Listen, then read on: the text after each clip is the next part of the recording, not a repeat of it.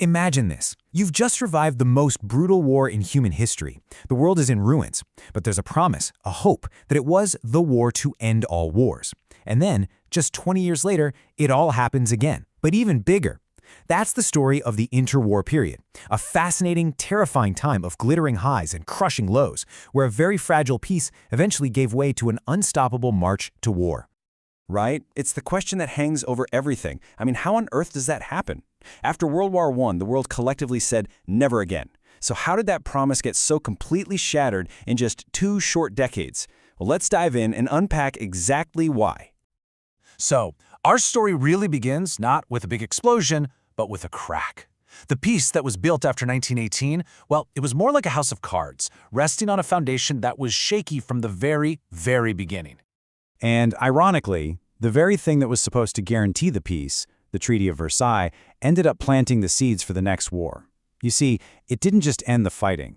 It slammed Germany with these massive financial payments called reparations. This created a deep-seated feeling of national humiliation that would just simmer and fester for years. And the problems didn't stop there. The brand new League of Nations, kind of like an early version of the UN, was basically toothless. It had no army to enforce its decisions, and some of the world's biggest players, like the United States, never even joined.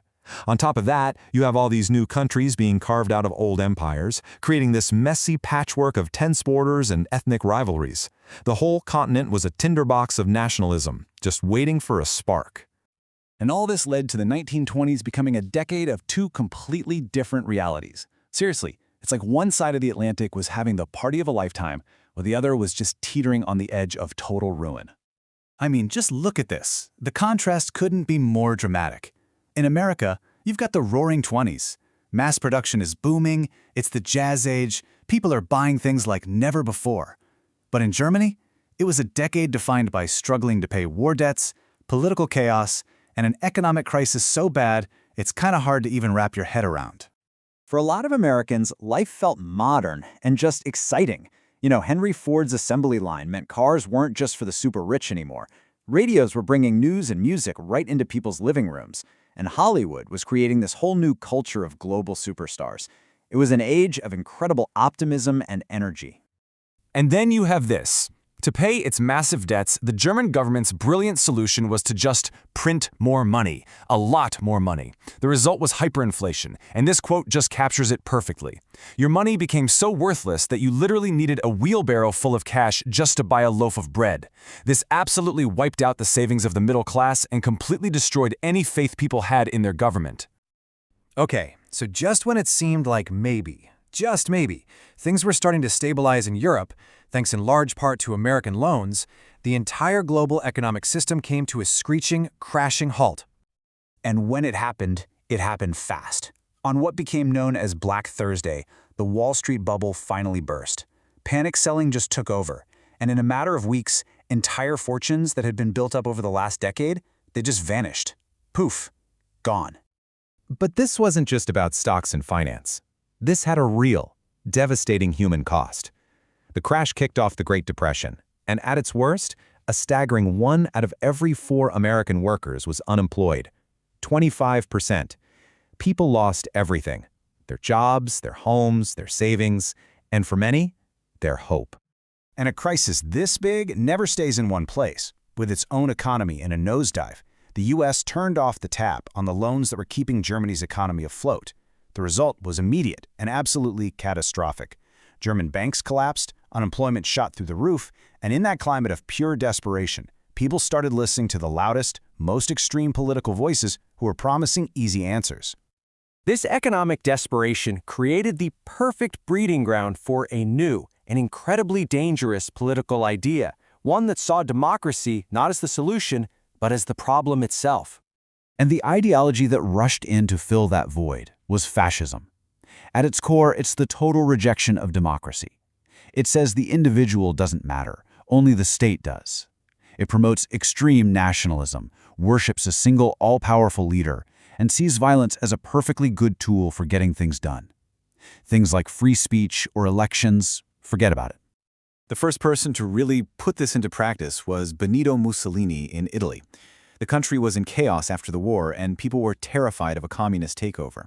So Mussolini and his followers, the Black Shirts, literally just marched on the capital. And the king, rather than risk a civil war, just handed him the government. It was a shocking lesson in how easily a weak democracy could be bullied into submission. Over in Germany, Adolf Hitler took a chillingly methodical path. First, he actually took power illegally by being appointed chancellor. But from that moment on, he moved with ruthless speed to dismantle democracy. When the parliament building caught fire, he used it as the perfect excuse to suspend all civil liberties. A year later, he had his own political rivals murdered to secure his absolute, unquestioned control. The Nazi message was this toxic but very powerful cocktail. It mixed a promise to restore German pride by literally tearing up the Versailles Treaty with a simple, hateful scapegoat for all of Germany's problems, the Jewish people. This poisonous idea of a superior Aryan race wasn't just talk. It was written into law with the 1935 Nuremberg Laws, which officially stripped German Jews of their rights as citizens. So, with these totalitarian dictatorships now firmly in control in both Italy and Germany, that fragile peace of the 1920s was completely shattered. The world was now on an unstoppable slide toward another, even more catastrophic war. This timeline really shows Hitler testing the waters again and again, and finding them, well, pretty welcoming. He broke the Versailles Treaty by marching troops into the Rhineland. Nobody stopped him. He annexed the entire country of Austria. Nobody stopped him. Britain and France actually gave him a piece of Czechoslovakia, hoping this policy of appeasement would satisfy him. But every time the world gave in, it just made him bolder. And finally, when he invaded Poland, the game was up.